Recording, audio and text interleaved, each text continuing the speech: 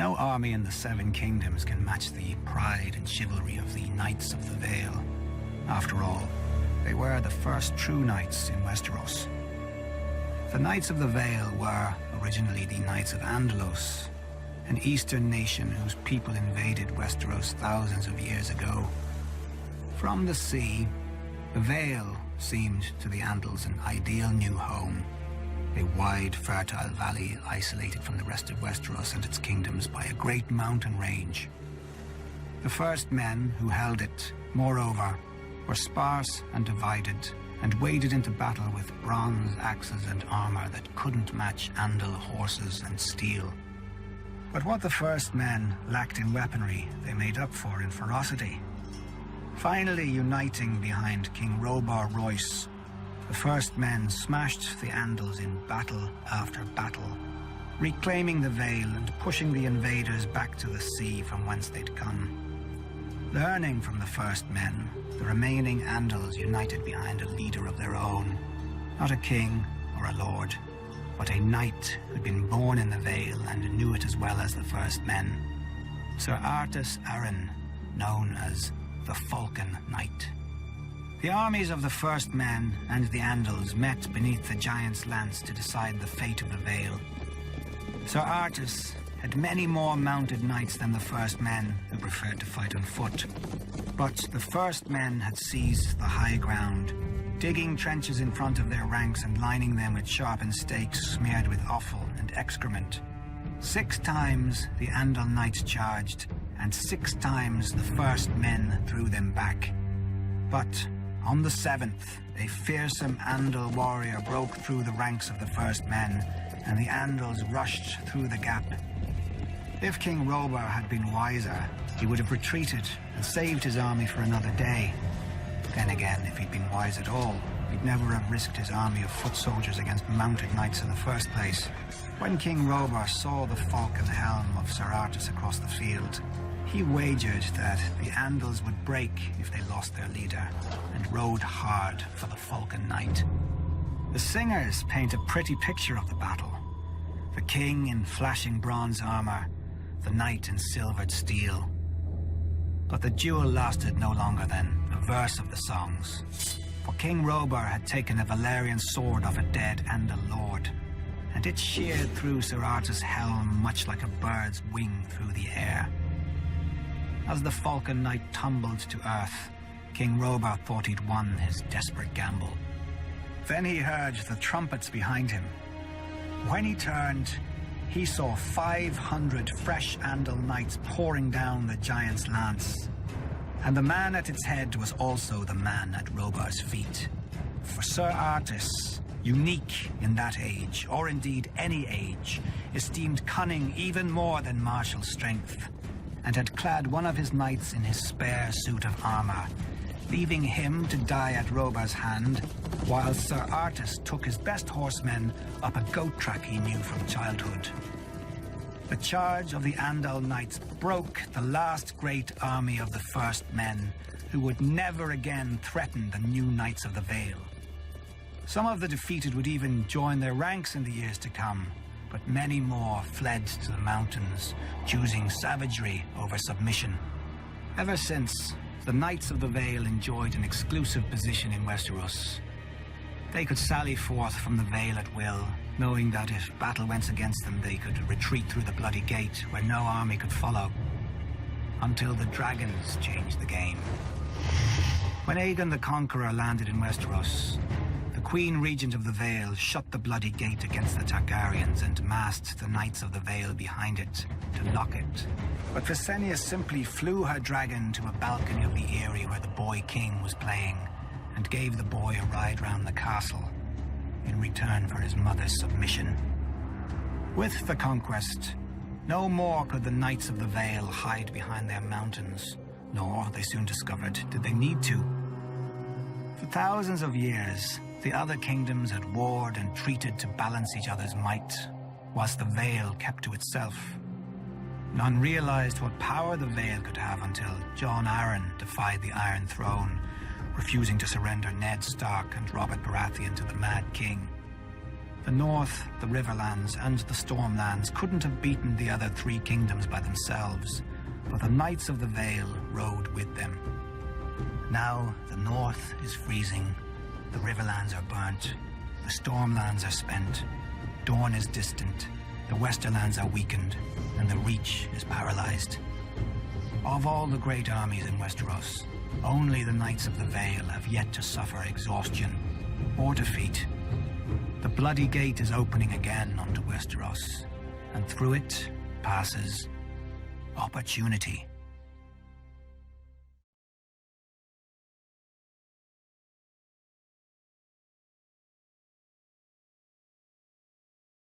All across the Iron Islands, men sit around driftwood fires and drink to the old way. When the Ironborn were feared, wherever the waves were heard. When our strength was in our ships, not our stories. I don't blame them.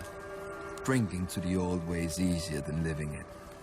Our ancestors took to the sea because the Iron Islands are shit without the crops that grow from it. 30 cold, wet rocks off the coast of Westeros, and a dozen more clustered around the lonely light deep in the Sunset Sea. But hard places breed hard men. The first men feared the sea.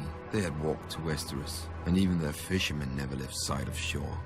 I wish I could have seen the face of the first watchman to see our ships climb over the horizon. He was not the last. No matter how dark the night, or how high the waves, come dawn our prows cut through the morning mist and struck the beaches and riverbanks. Before the sun reached its height, we vanished again into the sea. Our longships filled with gold, food, scared children, and sobbing women. For thousands of years, the Ironborn reaved up and down the Sunset Sea, driving the men of the Greenlands far inland, or into walled castles where they paid us tribute. In the depth of winter we feasted, while the men who had planted and harvested crops starved. Their sons worked our mines, and their daughters warmed our beds. The stories claim that the Old Way died with Harren the Black and his sons at Harrenhal. Our ships and axes were no match for Aegon's dragons, so our ancestors bent their steel into fishhooks and our kingdom into villages, and started telling the red tales around the fire of how we used to be strong, and how one day we would be so again. Generations later, a young boy listened to them. Euron Greyjoy, the wild young heir to Pyke, was rowing at 5 and reeving at 10 in the Basilisk Isles with his uncle. By 14, Dalton had sailed as far as Old Geese, fought in a dozen battles, and claimed 4 soft wives. In his 15th year, he avenged his uncle's death in battle, but he took a dozen wounds and emerged from the fight, drenched head to heel in blood. From that day forth, men called him the Red Kraken. During the Dance of Dragons, the Red Kraken picked the side that was fighting the Lannisters, and fell upon the Westerlands while the Lannisters were up at war. Casterly Rock itself proved too strong, once the lady of the castle barred its gates. But the Ironborn burned the Lannister fleet and sacked Lannisport, carrying off gold, grain, and hundreds of women and girls, including Lord Lannister's favorite mistress and all his bastards. The Red Kraken now ruled the Sunset Sea as his forebears had, and his longships again brought the Old Way to the coast of Westeros. But then the war ended, and the mainland armies came home. The Iron Throne commanded the Red Kraken to stop reaving, and when he didn't, a mistress opened his throat as he slept. While his son squabbled, the Lannisters sent their soldiers to the Iron Islands. Thousands of men, women, and children were put to the sword, and scores of villages and hundreds of longships were put to the torch. The glorious return to the Old Way had lasted almost 2 years. My brother vowed to return us to the Old Way as well. He sat on the salt throne and sent our reavers to the shores of Westeros, just as he remembered from the stories he heard as a child. An old way for an old man, But while he listened to the stories, I lived them. It was never the old way to me. It was the only way.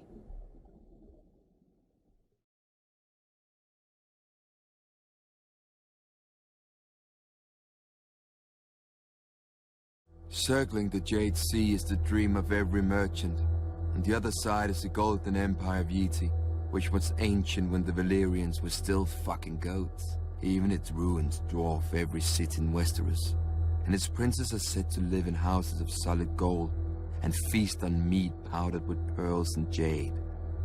Foolish talk. If it were true, I would have visited them long ago. But a bold merchant will risk 2 years for one voyage, to fatten his holds with spices, gems, and silks, so that he never wants for anything again. To be fair, many never do, because my ship, Silence, finds them on their return. Their merchant dreams look so pitiful poured out on my decks. Not enough for any lifetime but their own. Traders from the Summer Islands make tougher prey. Not even the Silence can run down their sworn ships on the open sea. When we take them by surprise, our rams splinter and crack against their hulls, carved from rare hardwoods of the Summer Islands, and fitted together without a single nail.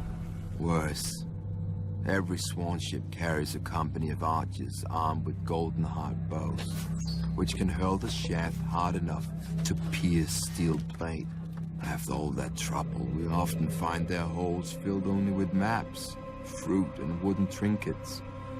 Hardly worth our time and blood, except for their women. To worship their god, all women of the Summer Islands learn to fuck. It's enough to make a man devout. Ebony's whalers are the most worthless of prices. The men of Ib are short, thick, and hairy. So are their women. Not even tales of their six-breast can tempt men to take them. But the Ebonese know how to build ships. Their great-bellied whalers can weather any storm and withstand the assaults of the largest beasts. In battle, the Ebonese are incredibly strong, and even their blood reeks of blubber and oil, and their holds are rarely worth scrubbing our decks free of the stench. When our holds were full or needed repair, we set a course for the greatest safe harbor of the Summer Sea, the Basilisk Isles, Port Plunder, Stye, or Skash. No map can find these towns, nor can the laws of men. The slavers keep their captives in caves on the Isle of Tears. Pirates trade their goods on Barter Beach and hire fresh crews from the murderers filling every inn. Great piles of old yellow skulls line the shores of one deserted island. Offerings from captains who have fresh heads pinned to their masts. Once every generation, the free cities send fleets to destroy the towns and hang every man they find. They do, and the towns are abandoned to rot and sink back into the slime. But come the next year, another Port Plunder sprouts up somewhere else on the Isles, like a toadstool from a new pile of shit. For many years, I brought silence to the Summer Sea. But when I close my eyes, I hear the waves breaking below the bridges of Pike. I hear the Kingsmouth chanting my brother's name. Merchants paid the gold price, buying their desires with coin. Reavers paid the iron price, taking what we want from the corpses of the men who had it. But for what I dream, no gold can buy, and no iron can take. I must pay with fire and blood.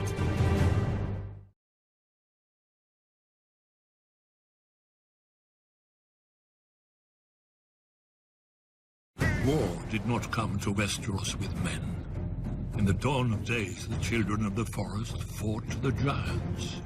But neither race sought to destroy the other, or lay claim to the continent. They couldn't.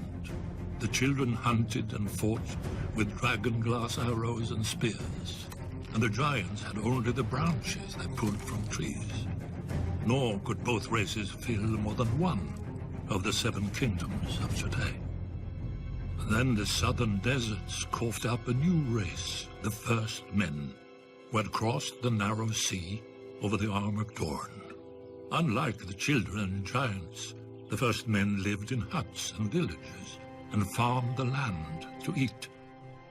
And there were so many. As the numbers swelled, men needed ever more fields and timber. Of course, they saw that the great forests could provide both. When they cut into the deep woods, however, they stumbled on a strange sight. A white tree with red leaves and a face staring back at them.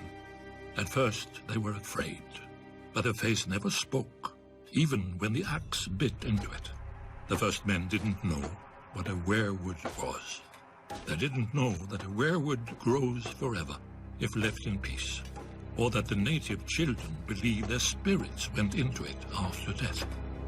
The children had no letters or runes, all of the history, songs and prayers, only the trees remembered.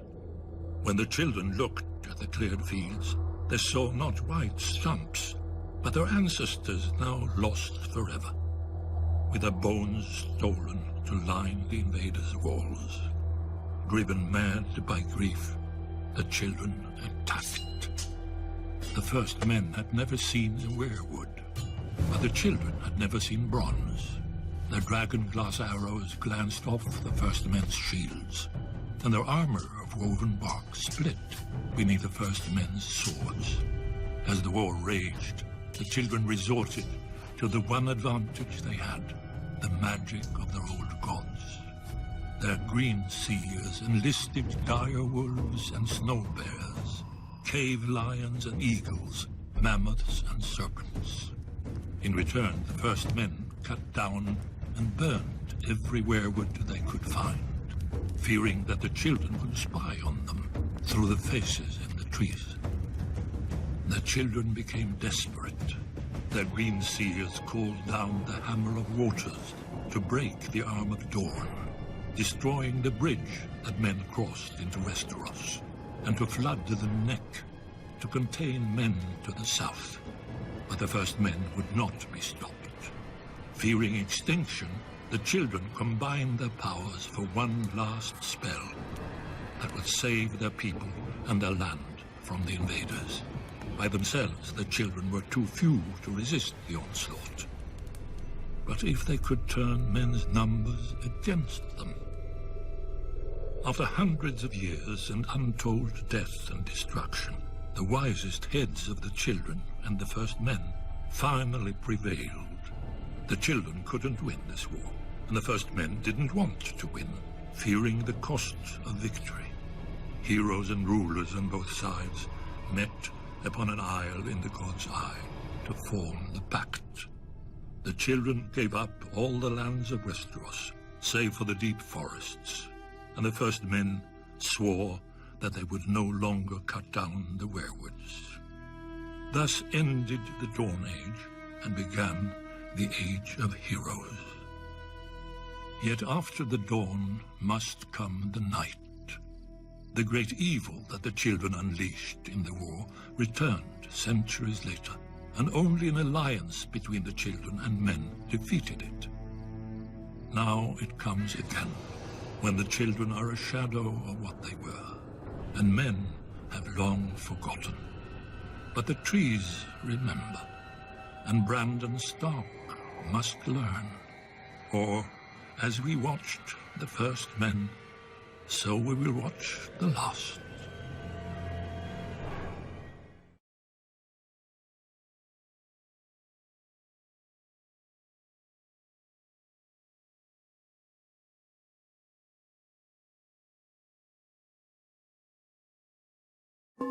Men called me the Spider long before I came to Westeros. As a young thief in Pantos, I seemed to have 8 hands, each dipped into a stranger's pocket. But the other thieves didn't appreciate my skill, and they had size and strength that I couldn't match. When they discovered why, I was beaten and told that a eunuch boy doesn't belong in the streets, but in the brothels, as any slaver would know. I managed to escape them, and took to sleeping in the sewers by day and prowling the rooftops by night. Barely one step ahead of starvation, much less slavery.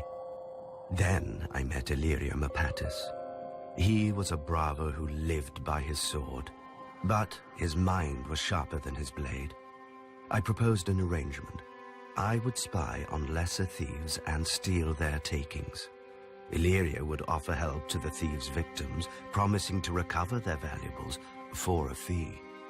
Soon every honest man knew to come to Illyrio, whilst the city's cut purses sought me, half to sell me what they had stolen, and the other half to slit my throat.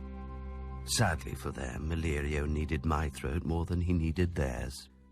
Most thieves, like most men, are fools who think no further than turning a night's plunder into wine.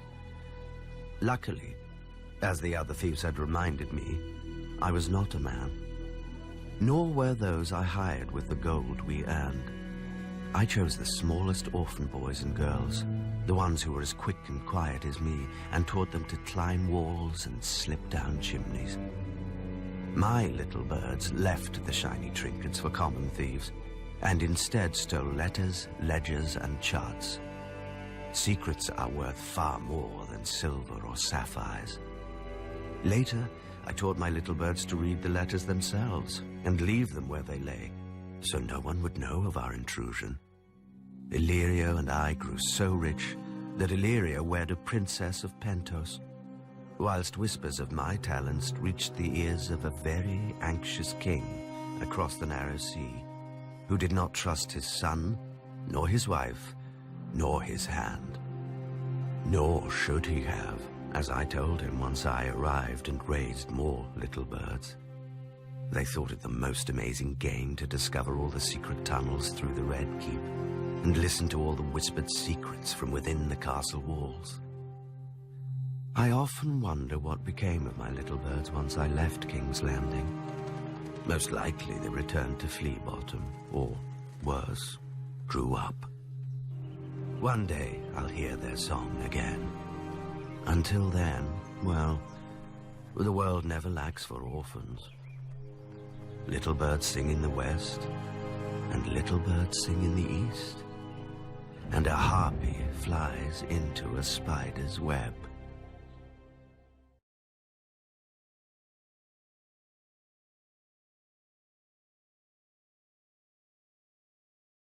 Most houses take wild beasts for their sigils, calling themselves bears, lions, or stags, as if a cloth banner could make them so. That isn't the way of House Tully. Our sigil is the huntsman pulling his bow, and it isn't some idle fancy. As soon as a son of House Tully can hold a spoon, he gets a bow. As soon as the boy can sit a horse, his father takes him on a hunt. They return with a stag, a buck, a boar, a brace of pheasant, even if it takes days. Even if it takes a week. Even if it takes the boy's whole life. Horn Hill is ours. A fitting home for one of the oldest and most honorable families of the Reach. Legend has it that Harlan the Hunter and Herndon of the Horn, two sons of Garth the Greenhand, raised the castle in the Age of Heroes, and shared a home and a wife for 100 years. Most of the great houses spout such nonsense about their origins. At least my family doesn't claim some long-lost ancient crown like the rest of them. House Tully breeds soldiers, not kings. When House Gardner ruled the Reach, we served them well and loyally. When House Gardner died, and Aegon gave the Reach to their stewards, the Tyrells, we served them well and loyally. We know our place, even if the Tyrell women don't. When Aegon's son faced rebellion from the Vulture King of Dawn, my ancestor, savage Sam Tully, led the royal forces on a vulture hunt. Heartsbane, our ancestral Valyrian sword and the pride of our house, soon ran red from point to hilt with rebel blood. When Robert Baratheon rebelled against Aerys, I led the Tyrell van and handed him his only defeat in the war at Ashford. But a hunter knows that a moment's slip can cost him the game. Great houses have fallen from a single weak heir. Samwell looked like a son when he was born, but he grew up plump and soft as a daughter. I'd catch him in the kitchen shoving cakes into his ever-growing mouth, or reading in the garden when he was supposed to be training. I brought masters at arms from all over Westeros to make a man of him. He slept in chainmail, bathed in bull's blood, was dressed in his mother's clothes and paraded through the castle to shame him into valor. He only grew fatter and more craven. I despaired of the future of our house until my wife gave me another boy, Dickon, a real son and worthy heir. Or he would have been, if Sam wasn't squatting in his way. One morning I had Sam brought into the woods outside the castle. I told him he'd given me no cause to disown him, but Heartsbane should go to a man strong enough to wield her. And Sam wasn't worthy to touch her hilt. Either he would take the black and renounce all claim to his brother's sword and title, or I would hunt him down like the pig he was. Of course, faced with danger and exertion, he chose the coward's path and waddled north to the wall. Some may call me cruel for what I did, but I don't care. I am responsible for House Tully, as my father was before me and his father before him. If the hunter returns with empty hands, his family starves. If the warrior carries an empty scabbard, his home burns. House Tully has stood for thousands of years. It will not fall on my watch. No matter how many tears my family sheds. The Doom took Valyria in minutes, but the rest of Essos wasn't so lucky. Out of the east swarmed the Dothraki, and there were no dragons to push them back. The Dothraki tide slammed first into the Sarnori, who called themselves the Tall Men, and whose ancient kingdom dominated the grasslands of Essos. The Tall Men at first scorned the Horse Lords as uncivilized barbarians, which they were. But Khal Mengo had united all of them into one Khalasar with one aim: to trample the world beneath their hooves and take other peoples as their herd. One by one, the cities of the Tall Men were overwhelmed. Still, they wouldn't unite against the Dothraki. Many didn't believe the tales of the rare survivors. No army could move so fast or strike so quickly.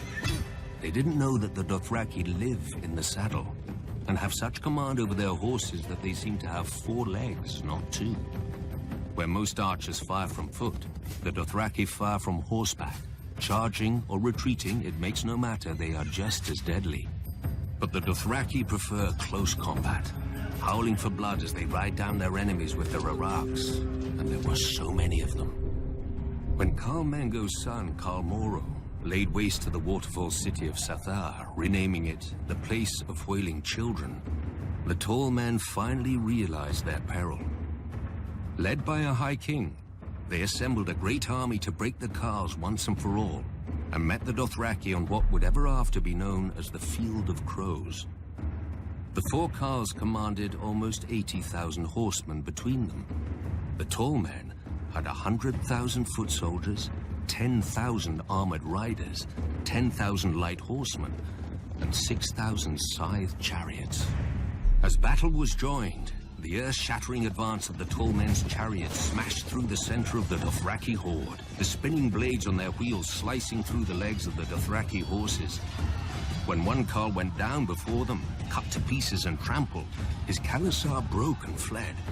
The chariots thundered after the fleeing horsemen, and the High King and his armored riders plunged in after them, followed by their foot soldiers waving their spears and screaming in victory. But it was a trap.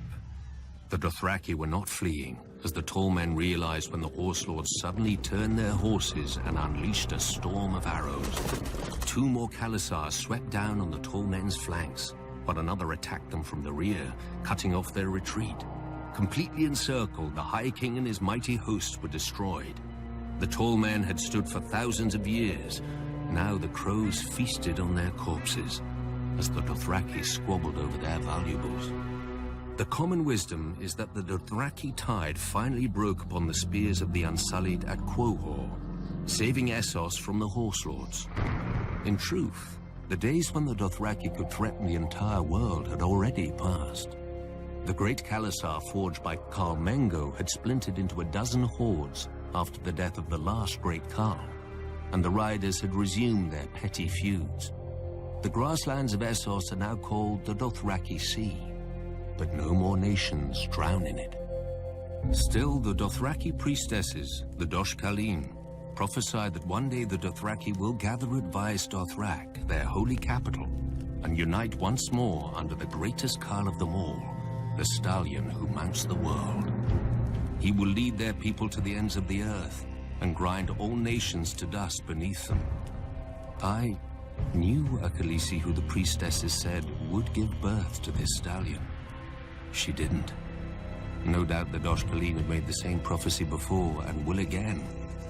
World conquest is an alluring dream, but few who dream it ever wake to its reality.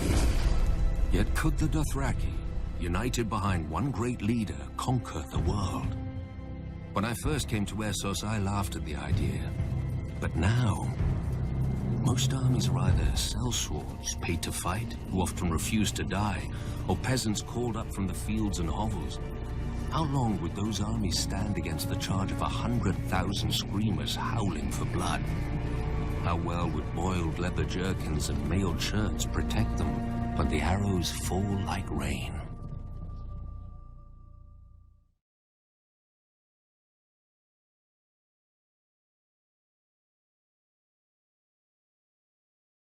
Years ago, in the height of summer, my father told my brother and me a story. He only told it once, and he refused to speak of it ever again. When he was a young man, in the year of the false spring, a great southern lord held the largest tourney Westeros had ever seen, in the largest castle Westeros had ever seen. Knights and lords from across the 7 kingdoms made their way, drawn by the spectacle and the size of the champion's purse. Even the king was rumored to be attending, though none had seen him in years. Ours is a small house, and my father had come only to be part of the magnificence, whose like he'd never see again. One afternoon, he was walking across the field, enjoying the warm spring day, when he was set upon by 3 squires. None were older than 15, yet all were bigger than him. This was their world, as they saw it, and he had no right to be there. They snatched away his spear and knocked him to the ground, cursing him for a frog-eater. Every time he tried to rise, they shoved him down and kicked him when he curled up on the ground. But then they heard a shout. "That's my father's man you're kicking!" howled the she-wolf. Lyanna Stark, the young daughter of Lord Rickard Stark, Warden of the North and my father's liege lord. Lyanna laid into the squires with a tourney sword, scattering them all. My father was bruised and bloodied, so she took him back to her tent to clean his cuts and bind them up with linen. There he met her brothers, Wild Brynden, who led them, the quiet Eddard, and Benjen, who was the youngest of the 4. That evening, there was to be a feast in Harrenhal to mark the opening of the tourney, and Lyanna insisted that my father attend, as he was of high birth with as much a right to a place on the bench as any other man. She was not easy to refuse, this wolf maid, so my father borrowed suitable clothes from Benjen and went up to the great castle. Under Harren's great roof, my father ate and drank with his fellow Northmen. A black brother beseeched the knights to join the Night's Watch, to snickers and smiles. Prince Rhaegar sang a song so sad that it brought tears to Lyanna's eyes. But when Benjen teased her for it, she poured wine over his head. Lord Baratheon drank down a night of skulls and kisses in a wine cup war. My father remembered a beautiful woman with purple eyes, who danced with Sir Barristan Selmy and several others. As the end of the evening approached, Brandon Stark asked her for one more dance on his shy brother's behalf, and so Eddard Stark shared the last dance of the celebration with Lady Ashara Dayne. Abruptly, the hall went quiet. The Mad King had come after all, and was now entering the hall with his Kingsguard. He hadn't left the Red Keep in years, and none could believe the state of him. His long yellow fingernails, tangled beard, and ropes of unwashed, matted hair made his madness plain to all. nor was his behavior that of a sane man. For in the blink of an eye, he could go from hysterical laughter to weeping to rage. But when he commanded Sir Jaime Lannister to kneel before him and swear the oath of the Kingsguard before half the lords of the realm, a cheer burst from the crowd. For Sir Jaime was much admired for his courage, gallantry, and skill with a sword. Amidst all this merriment, my father spied the 3 squires who'd attacked him, attending their knights. Lyanna saw them too, and pointed them out to her brothers. "I could find you a horse and some armor that might fit," Benjen offered.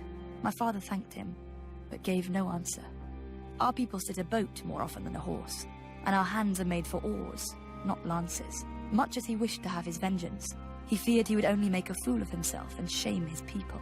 Eddard had offered my father a place in his tent that night, but before my father slept, he knelt on the lake shore, looking across the water to the Isle of Faces, and said a prayer to the old gods. The next day in the tourney, the 3 knights whose squires had beaten my father unseated their opponents and earned a place among the champions. But late in the afternoon, as the shadows grew long, a mystery knight appeared in the lists. He was short and clad in ill-fitting armor, cobbled together from different suits. On his shield was painted a heart tree of the old gods, a white weirwood with a laughing red face. The mystery knight dipped his lance before the king and rode to the end of the lists, where the 5 champions had their pavilions. You can guess the 3 he challenged. Whoever the mystery knight was, the old gods gave strength to his arm. All 3 knights fell before him. None were well loved, so the common folk cheered the Knight of the Laughing Tree, as the new champion was soon called. When his fallen foes sought to ransom their horses and armor, the Knight of the Laughing Tree's voice boomed through his helm and told them, "Teach your squires honor. That shall be ransom enough." Once the defeated knights chastised their squires sharply, their horses and armor were returned. And so, my father's prayer was answered. The king was furious. In his madness, he suspected a traitor in his midst. Perhaps even the newly made Sir Jaime Lannister, whom he had already sent back to the Red Keep. That night, the king asked Lord Robert Baratheon to take to the lists and unmask the mystery knight, declaring him no friend of his. But the next morning, when the heralds blew their trumpets and the king took his seat, the Knight of the Laughing Tree had vanished. All they ever found was his painted shield, hanging abandoned in a tree. My father's tale ended here. He never spoke more of Harrenhal, though he must have seen Prince Rhaegar's victory. Some whispered that Prince Rhaegar himself had arranged the entire tourney in secret, as a way to gather the great lords and address his father's apparent madness, perhaps even remove him from the Iron Throne. But when I asked my father about this, he only shrugged sadly. What Rhaegar intended, none can say, but all know what he did.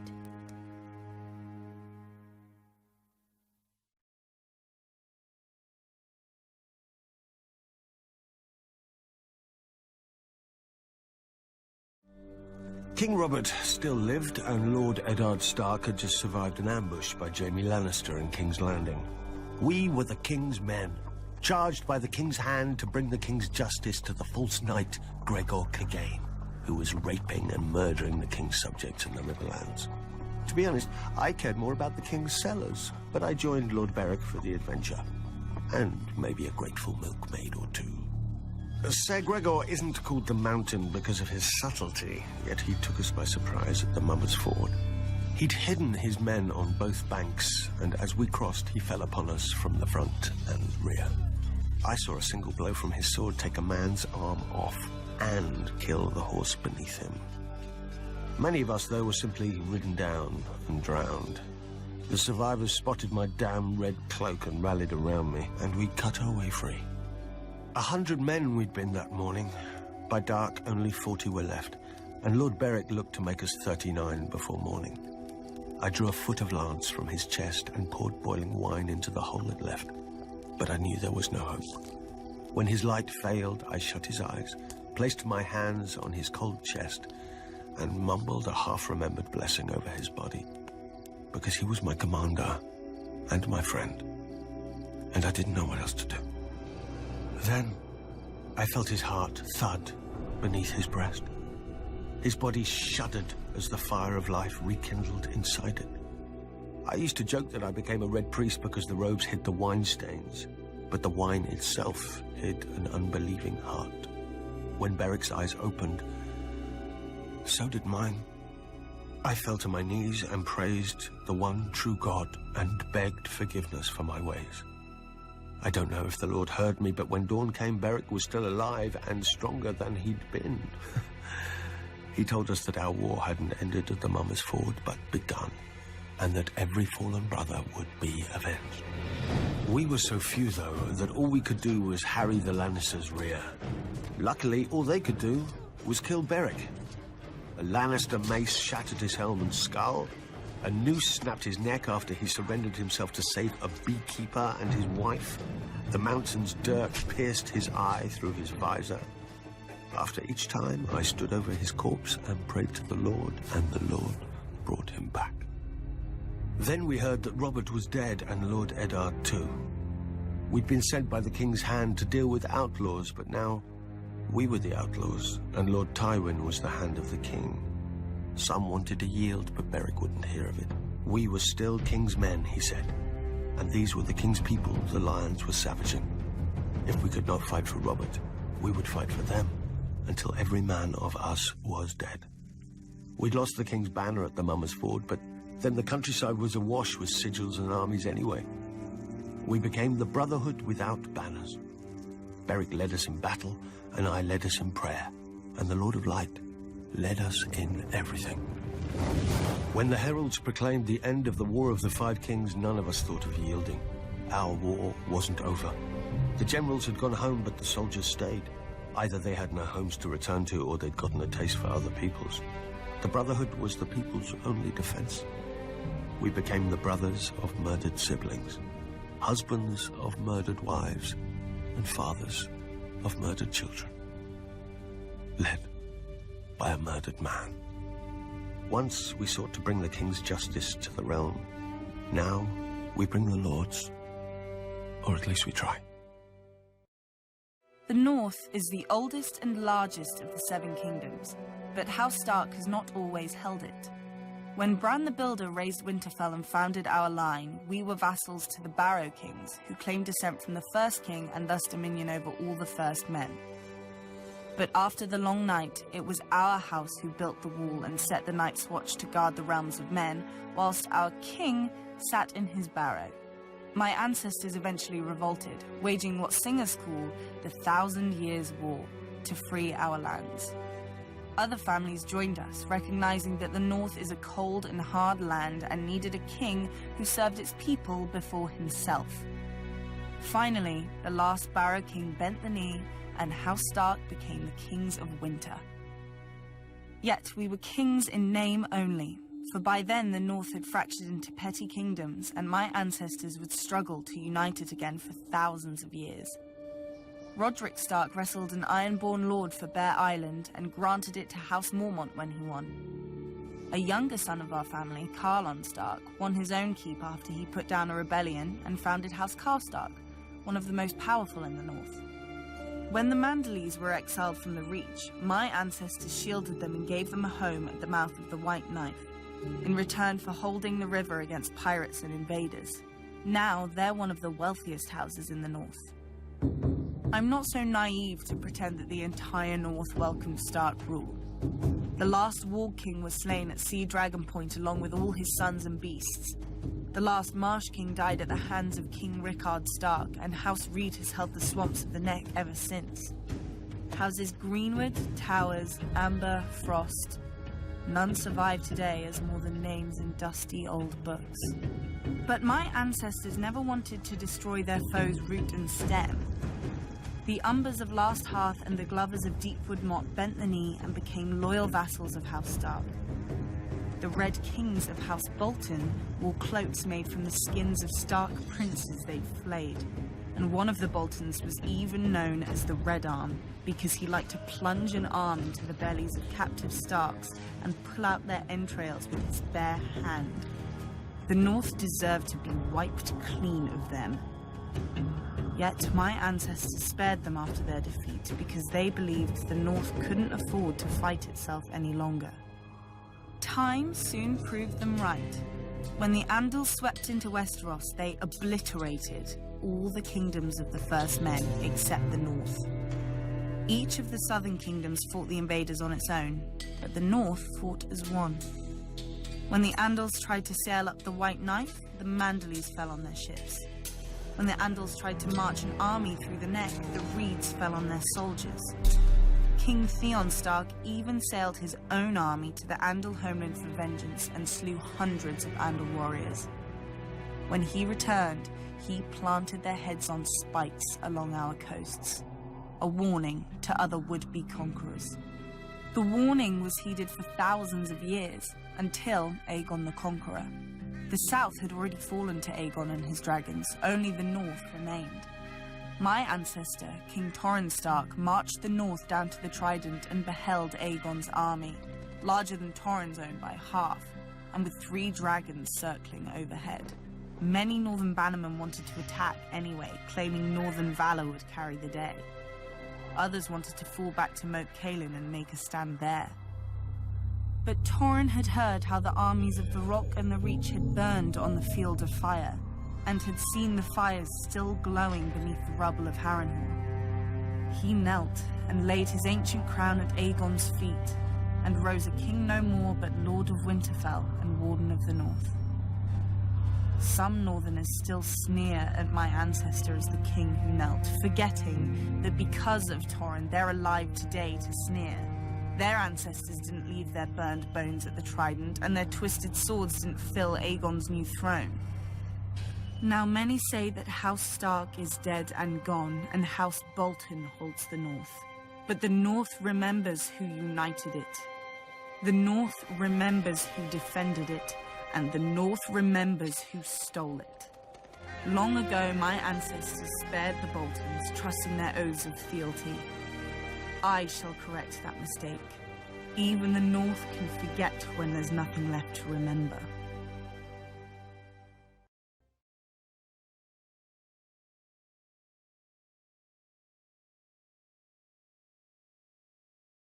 In the long and glorious history of men butchering each other, we riverfolk make the best meat. How else can you explain why anyone would stay in a land of constant carnage for thousands of years? If it wasn't the first men killing the children of the forest here, it was the Andals killing the first men and then each other. Even when the Riverlands finally united behind the kings of House Justman, the unusual silence of peace attracted the Storm Lords, Westermen, and those bloody Ironborn to try and take our grain, gold, and women. The problem is, and has always been, that the Riverlands have no natural defenses. Unlike the North, we don't have the neck to keep invaders waist-deep in muck. Unlike the Vale, we don't have mountains with narrow passes easily defended by stable boys with slings. Unlike Dawn, we don't have a blazing sun and, well, the Dornish. My ancestors may have had a funny taste in sigils, but they knew one thing. If you plan on staying in the Riverlands, you'd better have a strong castle. My ancestor, Axel Tully, bright man that he was, realized that most soldiers can't swim, and raised his castle of Riverrun where the Red Fork and the Tumblestone rivers meet. He built right up to the water on each side, daring attackers to force a crossing. If they wore armor, they'd drown.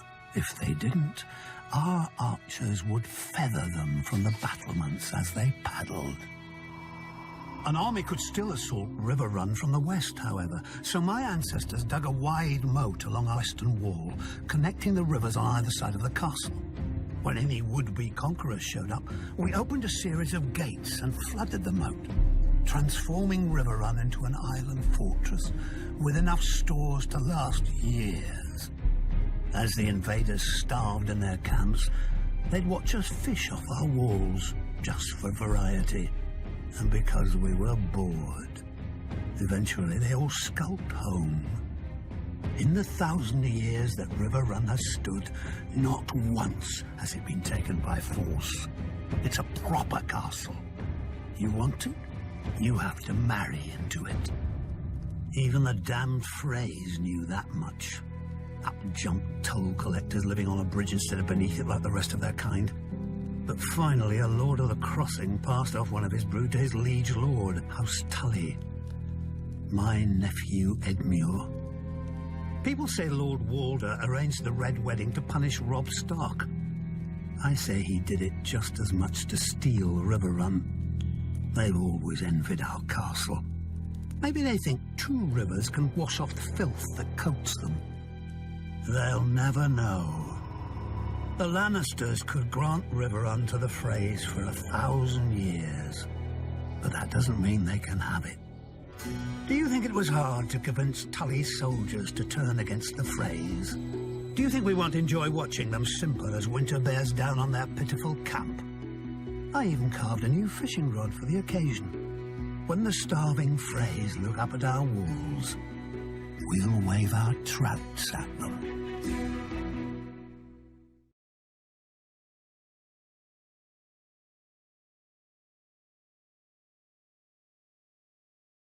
As a boy, even I dreamed sometimes of being not a Stark of Winterfell, but a Dayne of Starfall. Legend has it that the Dornish founder of House Dayne followed a falling star to where it hit the ground, and there he raised his castle. A fantastic story, I know, but House Dayne has a relic to prove it. Dawn, the most famous sword in Westeros. Forged from the fallen star's cold heart, and as strong and sharp as Valyrian steel. Many houses have ancestral swords passed from father to eldest son, like my own family's Ice. But Dawn doesn't pass to the Lord of House Dayne by right. To wield Dawn, a knight of their house must first be deemed worthy. It doesn't matter if he's the Lord, a younger brother, or a distant cousin. If none are found to be worthy, the blade stays on the mantle in Starfall until the next generation.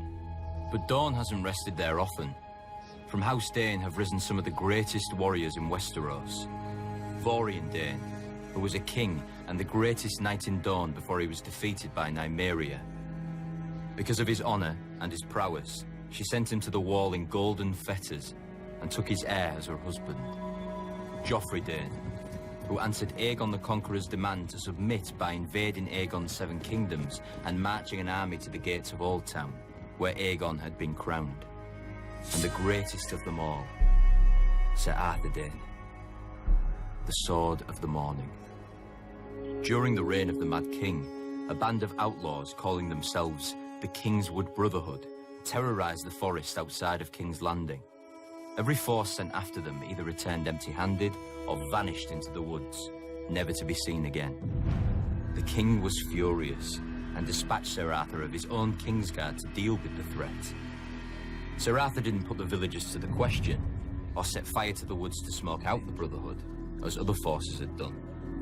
He paid the small folk for the food his men ate, brought their grievances to the king, even won them the right to take a few of the king's deer during the autumn.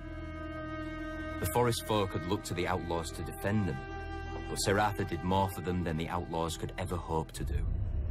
When a villager led Sir Arthur and his knights to the outlaws' secret camp, the Brotherhood, to their credit, didn't flee.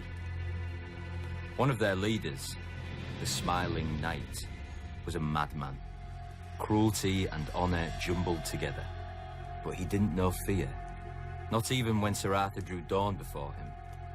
Soon the outlaw's longsword had so many notches that Sir Arthur stopped to let him fetch a new one. The robber knights chose another and then asked for Dawn. Sir Arthur replied, "Then you shall have it."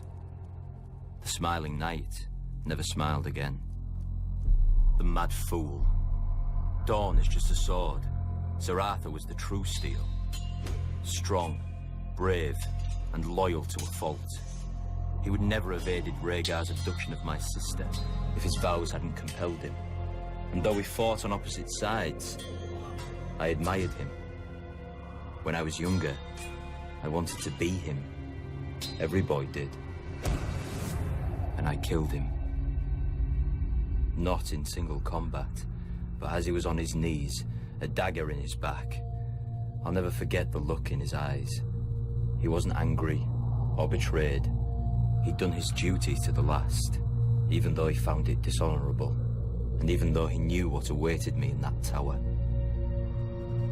Sir Arthur Dayne died the greatest knight who ever lived. After Robert's coronation, I returned Dawn to Starfall. One day, House Dayne will raise a worthy successor to Sir Arthur. Until then, Dawn gathers dust above the fire, with the dream of every boy in Westeros.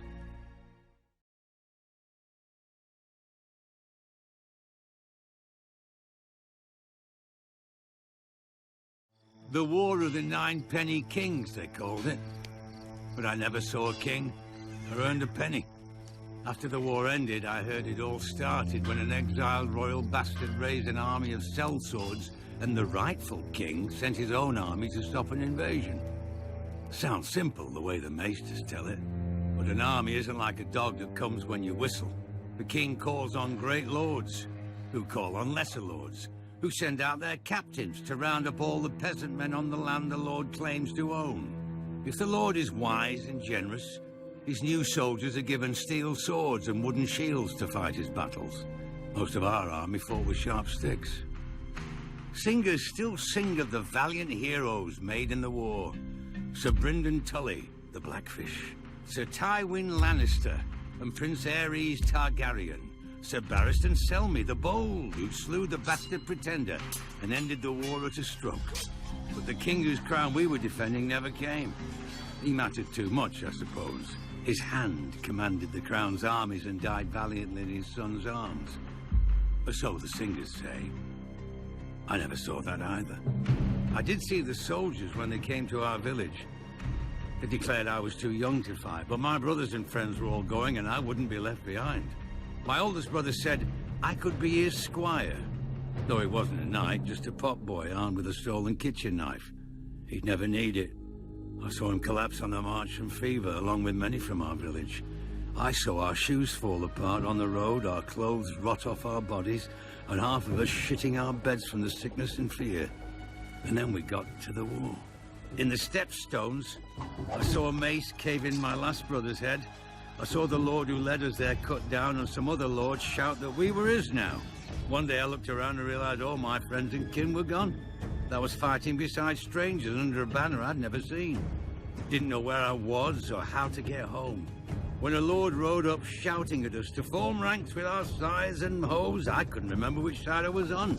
Then the knights came down on us, faceless men, all in steel, and the thunder of their charge filled the world. I closed my eyes. Years later, after the war had faded into songs, I opened them again and saw what I had done and what I had become in the war and since. I went looking for a way back home. I know I'll never reach it, but that doesn't mean I don't need a guide.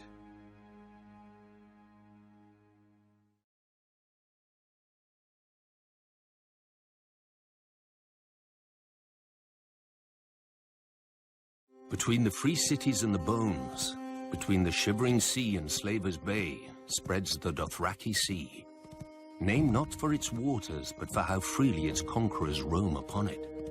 A traveler on the Dothraki Sea will find few villages and no farms, because the Dothraki view it as a sin to cut into their Mother Earth with plows and shovels. And the Dothraki know only one punishment. The closest the Dothraki approach to civilization is Vaes Dothrak.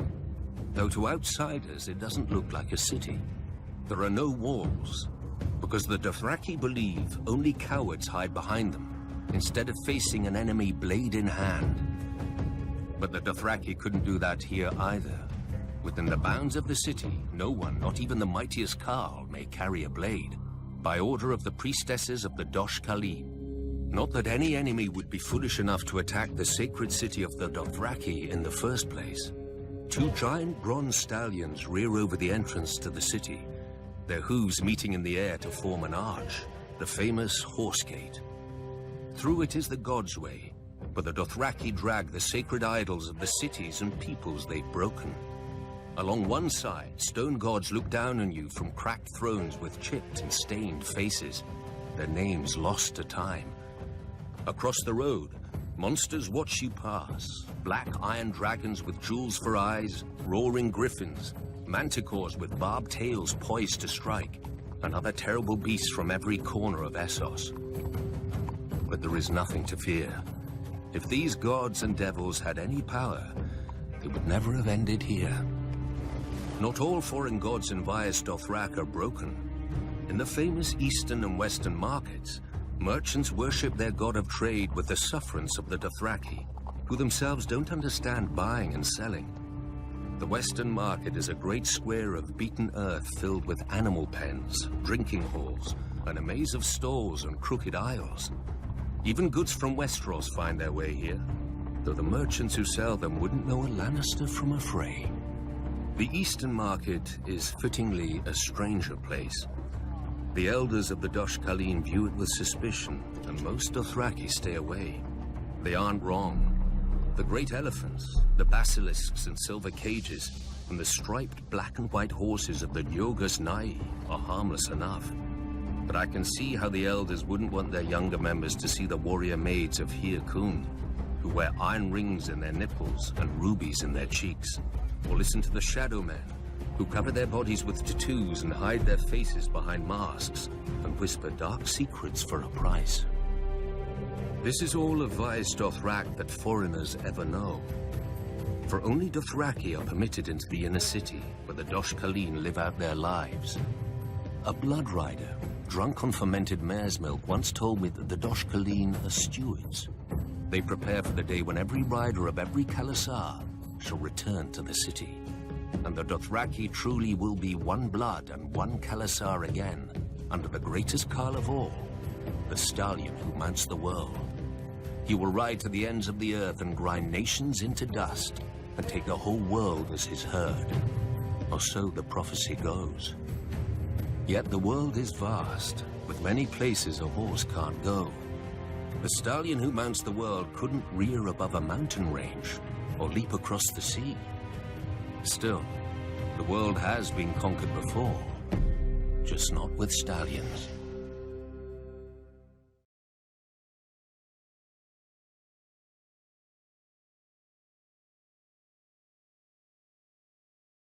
Kingslayer. A word every man and woman in Westeros spits at me, though many can't even name the king I slayed. I understand. To them, I'm a symbol of everything they'll never have and a warning that'll never apply, so they can loathe me from the safety of their small lives. Because when a dog goes mad, we put it down. Why not a king? I was never supposed to be on the King's Guard. Oh, as a boy, I dreamed of the White Cloak like all boys, but I was heir to Tywin Lannister, Hand of the King. If he forbade the tides, the waves would cease. Then I was 15, and my father was congratulating me on my new knighthood in the Red Keep. I wonder if that was the last time he was proud of me. That night, there was a knock on my door, and I opened it to find my sister Cersei disguised as a simple serving girl. I hadn't seen her since my father had taken her to court when she was 12. She had grown up, as had I. She told me that my father planned to marry me off to Lysa Tully, but she could arrange for the king to raise me to the King's Guard so I could stay in the city with her. All I had to do was agree. I made the obvious objections. Our family, our father, Casterly Rock. Until she asked, "Is it a rock you want, or me?" Come morning, she had my consent. I would join the King's Guard for her. I would forswear my lands and title for her. I would forsake our family for her. Soon, a royal raven commanded my father to present me to the king during the great tourney at Harrenhal to say my vows. My father erupted in fury. He could not object openly, but he resigned the handship and returned to Casterly Rock, taking Cersei with him. Instead of being together, Cersei and I exchanged places. Then, everything started to fall apart. At Harrenhal, King Aerys made a great show of my investiture. I knelt before him in gleaming armor and swore the oath of the King's Guard. When Sir Gerald Hightower raised me up and put the white cloak on my shoulders, a roar went up from the crowd. I admit, despite my father's anger, I was happy and foolish. That very night, Aerys soured, commanding me to return to the Red Keep to guard the Queen and little Prince Viserys. Sir Gerald offered to take that duty himself so I might compete in the tourney, but Aerys refused. He'll win no glory here, the king said. He's mine now, not Tywin's. He'll serve as I see fit. That was when I understood. It was not my skill or valor that had won me this honor. The Mad King had chosen me to spite my father and steal his heir. I wanted to rip off the White Cloak, but it was too late. A king's guard serves for life. So I upheld my oath, confined to the Red Keep where Varys could watch me and where the headsman could find me if my father displeased the king. I served the king's pleasure as he burned Rickard Stark alive and strangled his son, inciting the rebellion. I defended the king's honor against courtiers as his generals lost battle after battle with Robert. I kept the king's secrets when his pyromancers hid caches of wildfire beneath King's Landing. I gave the king counsel when my father's army was at the city gate and Grand Maester Pycelle lied that my father had come to save him. Many forget that I also tried to defend the king from harm. When the Lannister soldiers poured through the gates, it fell to me to hold the Red Keep as the only king's guard in the city. I knew we were lost and sent to Aerys, asking his leave to make terms. My man came back with a royal command. Bring me your father's head if you are no traitor. Aerys would have no yielding. His pyromancer was with him, my messenger said. I knew what that meant. Aerys Targaryen was alone in his throne room when I found him, picking at his scabbed and bleeding hands. The fool was always cutting himself on the Iron Throne. Burn them, he kept muttering. Aerys had decided to let Robert be king after all, over the charred bones and ashes of King's Landing. He must have thought his pyromancer was near enough to obey him, but I'd killed him a few minutes before in the courtyard. As I approached the throne, sanity flashed behind the king's eyes for a moment, just long enough to read the look in mine. His eyes grew huge and the royal mouth drooped open in shock. He turned and ran. A single thrust was all it took to end the greatest dynasty the world had ever seen. Beneath the empty eyes of the dead dragons on the walls, the last dragon king squealed like a pig and shat himself. So easy, I thought. A king should die harder than this. My father's knights burst into the hall in time to see the last of it, so there was no way for me to vanish and let some braggart steal the glory or blame. I knew at once when I saw the way they looked at me, it would be blame. Lannister or no, I'd been one of Aerys' kingsguard. I commanded them to announce that the Mad King was dead and to spare all those who yielded. They asked me if they should proclaim a new king as well. I knew what they meant. Would it be my father, or Robert Baratheon, or maybe the child Viserys who'd fled to Dragonstone? A Targaryen boy king with my father's hand to rule in truth. I thought of how Ned Stark and Robert Baratheon would howl at this end to their great heroic war, and I was tempted. Then I glanced down again at Aerys, his life's blood oozing from the wound and pooling on the floor around him. Proclaim who you bloody well like, I said. I climbed the steps to the Iron Throne and sat on it with my sword across my knees, waiting to see who would come to claim the kingdom.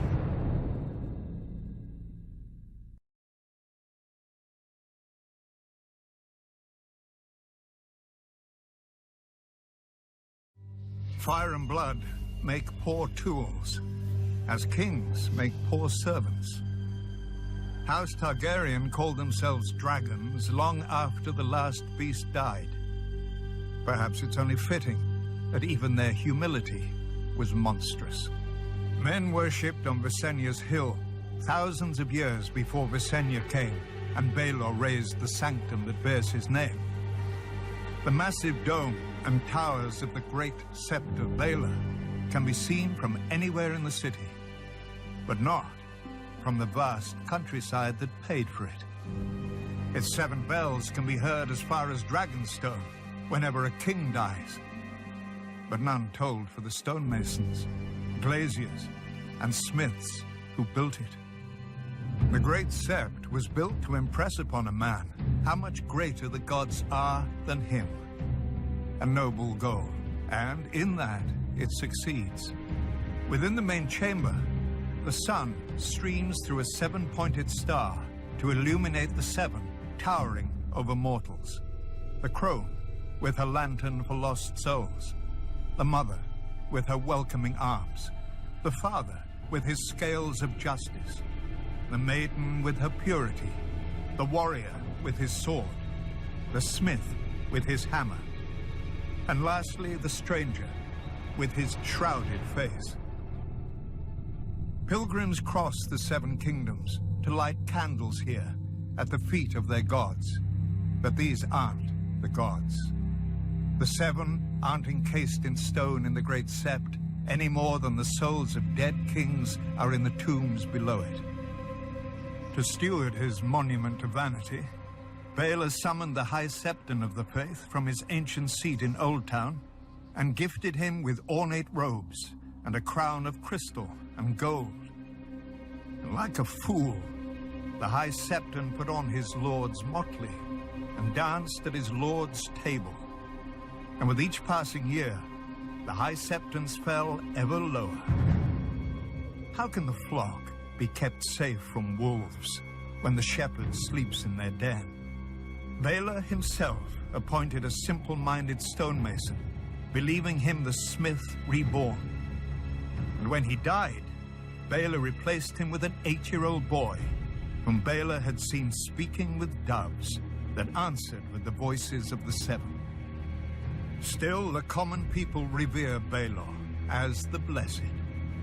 They tell of how he forced a High Lord to wash a beggar's feet, fasted to tame his unnatural lusts, and walked the bone way himself to make peace with Dawn. Many Septons and Scepters even claim that Baelor rescued his cousin, the Dragon Knight, from a snake pit, because no viper would strike a man so pure and holy. A lie. Baelor was bitten 12 times and was bedridden for half a year. And yet he didn't die, nor did his High Septons ruin the faith. Blessed Baelor's statue may greet men outside the doors, but when men enter the great Sept, they don't see the gold, or the crystal, or the ambitions of a humble member of a powerful dynasty. They see the gods. They feel awe at the divine majesty and their own insignificance. The gods work through Baelor's pride and vanity as they work through all of us. For the faith is more than a sept. The faith is more than a High Septon, more than all the Septons and Scepters who preach to the living, more than the silent sisters who prepare the dead. The faith is the will of the gods, and we are all its instruments. Kings and beggars, lords and cobblers, lions and sparrows.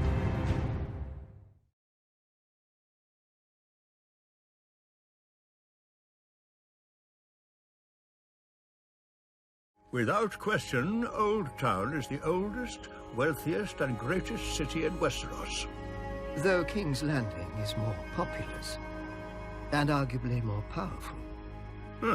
The city straddles the mouth of the Honeywine River, and the bounty of the entire Reach flows beneath its great stone bridges to ports that are renowned throughout the world. Thus we needn't speak more of them. More interesting is the history of the city. For none can say when it was founded. Many centuries ago, a few bold maesters sought out the children of the forest, who claimed that men have lived at the mouth of the Honeywine since the Dawn Age. Nonsense. Maester Jellicoe proved that the city began as a trading post, where ships from Valyria, Old Geese, and the Summer Isles put in to replenish their provisions and make repairs.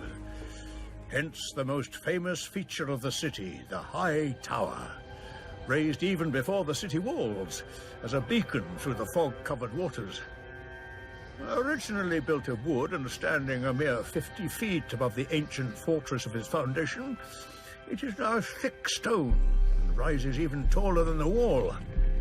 Those born and raised in Oldtown can tell the time of day by where its shadow falls. But no maester can tell why. Even in our oldest records, the island on which it stands is called Battle Isle. What battle was fought there, and when? As for the ancient fortress that forms the tower's base, its walls and interiors are all of solid black stone with no hints of joins or mortar, and no chisel marks of any kind. We know it predates the tower itself by thousands of years, but who built it? How? And against what? The Maesters who have studied it declare it to be a Valyrian construction, akin to Dragonstone and the Black Walls of Volantis. As is well known, the Dragon Lords of Valyria could turn stone to liquid with dragon flame to shape as they wished. Didn't one Archmaester link the fortress to the vanished maze makers of Lorath, and another Maester to the legendary Deep Ones who inhabited the Iron Islands before the Ironborn? Both marginal opinions without common support. But of more importance than the origin of the tower is the family to which it gave its name. House Hightower, the ancient ruling family of Oldtown, known for their prudence and love of peace. And pieces of gold. During the Age of Heroes, when Lyman Hightower saw the Gardener Kings conquering the Reach, he didn't meet them on the battlefield, but in the God's Wood. He bound his house to theirs by marriage, and transformed House Hightower from wealthy but relatively minor kings to the greatest lords of the Reach.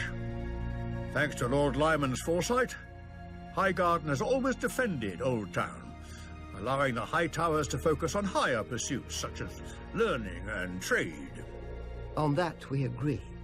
When the Andals invaded Westeros, Lord Dorian Hightower told his wife of 20 years that wars are bad for trade, and to make his point, traded her for a young Andal princess. When Aegon the Conqueror was earning his name, House Hightower traded its loyalty to the Gardeners for his confirmation of their rights, welcoming him with open arms and open gates. House Hightower bent the knee to Aegon to spare the city from his dragons. I would think such insinuations and insults beneath even you, Qyburn. And again, mockery of one's betters is the trade of fools. I wouldn't know. Perhaps if I'd studied at the Citadel as long as you, Grand Maester? The Citadel is the greatest seat of learning in the known world. Without it, and the maesters it trains, Westeros would be a land of superstition and ignorance. Like the ignorance that shrouds the Citadel's own birth? Even without records, we have more than enough reason to believe that the Citadel began as a court of scholars and priests, assembled by a second son of House Hightower. When he died, his elder brother raised the Citadel so that wise men would always have a home in Westeros, and could continue the inquiries and debates that had given such joy to his younger brother. His little brother's pets, as legend has it, he called them, and so the Maesters have remained, only their masters have changed. Now they serve every lord with a castle, for a fee, of course, whilst the Citadel serves its own importance. Every word you speak merely validates your own expulsion from our ranks. Knowledge is validation enough. I assumed the world's greatest minds would agree, and perhaps they would if I'd met them. Oldtown is a city for old men and old beliefs. But the world is changing. No matter how high the tower, the clouds will not hold it up if the ground shifts beneath it.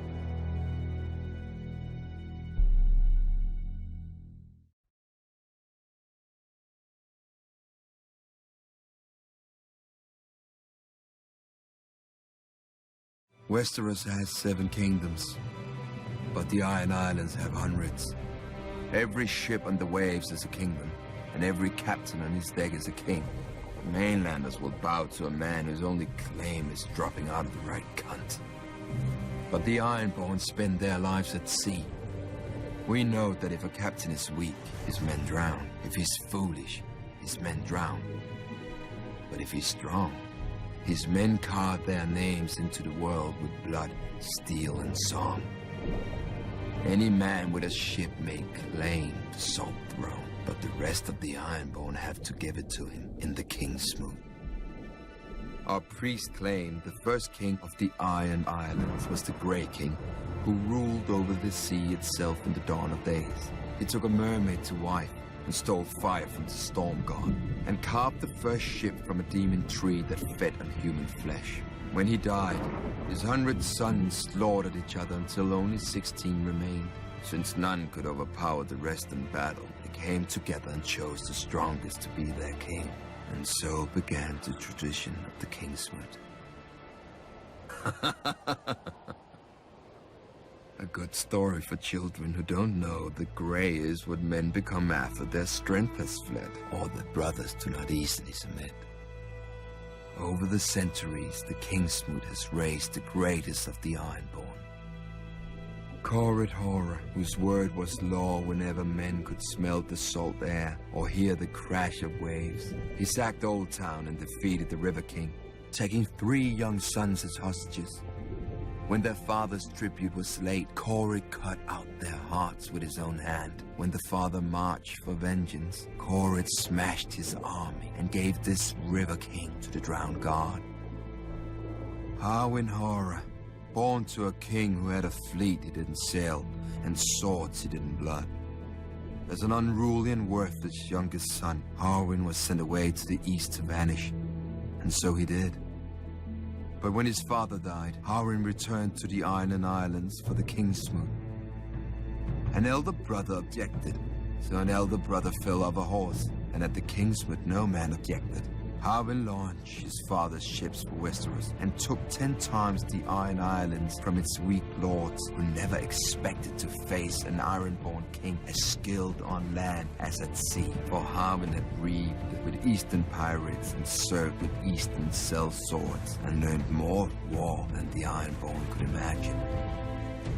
After Aegon and his dragons burned our last king, Harren the Black, and broke our armies, the defeated Ironborn chose my ancestor, Euron Greyjoy, as Lord of the Iron Islands, not king.